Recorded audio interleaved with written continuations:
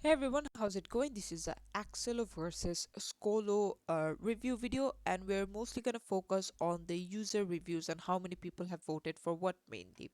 So for requirements, ease of use, ease of setup, and ease of admin, Scoro takes it, even though as you can see that the rating number is pretty similar, like 300s, 300s, and in the hundreds, things like that.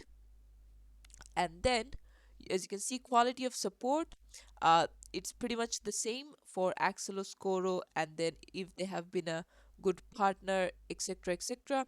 For CRM, as you can see, Scoro takes the better marks, even though Accelo has slightly more number of reviews, and you'll see that the number is pretty much the same for project management and contract management, whereas for project and portfolio management, Scoro has 900 reviews while Accelo has 89 reviews. And similarly for resource, client, task management, Accelo is taking them. And for professional work management, project collaboration, Scoro is taking them. So I would say mainly focus on these features and go for the ones that mostly provide the best for your company. And this is it for the video. Thanks for watching. Please leave a like and subscribe for more tutorials like this, and I'll see you guys in the next one.